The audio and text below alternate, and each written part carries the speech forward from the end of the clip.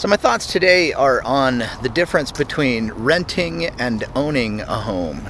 And what this stems from is the idea that you're just throwing money away if you are renting your home instead of owning it.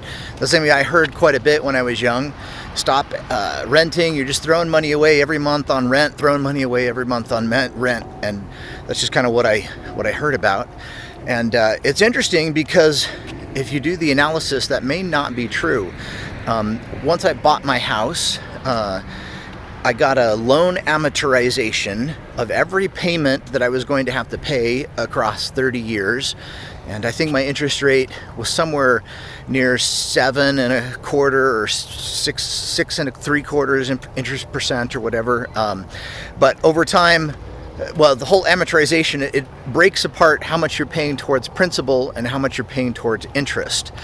And I looked at the first payment that I was going to do to see how much I was going to pay off on my house. And I was actually shocked because I was paying much more in interest on my loan than I was originally on rent before we moved into the home. So that idea of stop throwing money away, I realized, at least in the early years, when you pay for your loan amortization, you're actually basically throwing away much more money towards paying the bank back than you would have been on rent. And so I was kind of curious, and I looked up my own house, and if I mortgaged it today, what payments would occur from that. And so my house is worth maybe $500,000 today, and so if I got a loan for that, I looked it up, and the monthly, out here from our local credit union, interest rates are 6.5%. So load that into a spreadsheet. And I recommend if you're looking at this, download a mortgage amortization program. You can get it on Google Sheets or Excel, or there's lots of websites that will help you calculate that nowadays.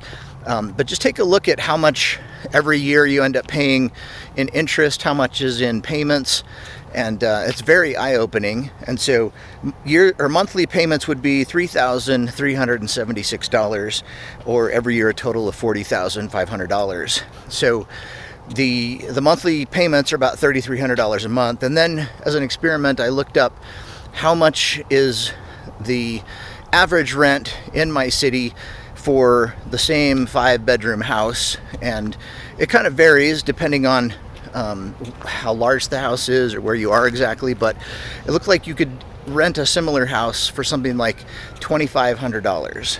So the difference between what a rent of my house would be versus the mortgage is somewhere near that $800 a month.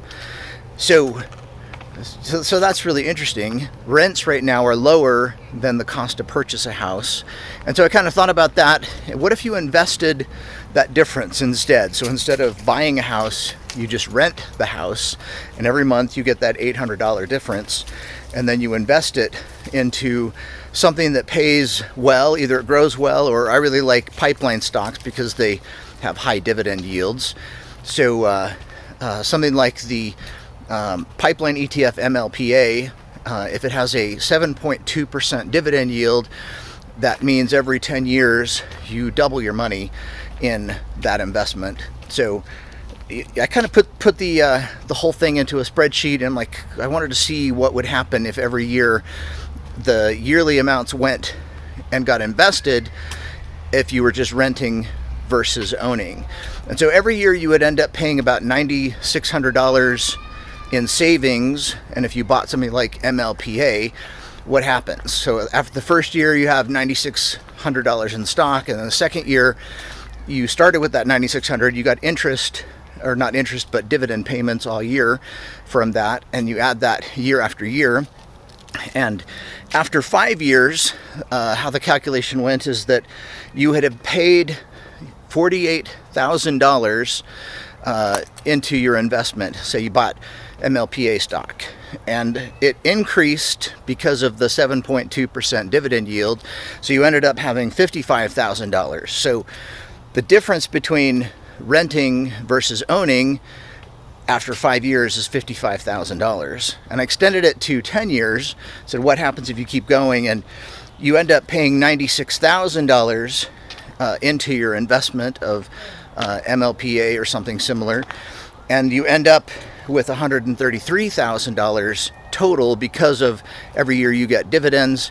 Just use those dividends to buy more stock. So after 10 years time, you end up with $133,000 in investment that you could then use to go put as a down payment on a house or something else. So you might say, well, that doesn't work out because the value of houses are increasing because of inflation.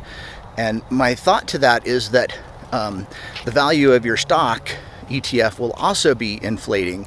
So, you know, they may differ somewhat. Houses might go up or not go up as much based on what the value of inflation is. But if you bought a company like, or a batch of companies like the MLPA ETF, all of those companies should also keep up with inflation. So you kind of throw that out, your house will appreciate, your stock will appreciate, but then your stock also gives you 7.2% of a dividend yield.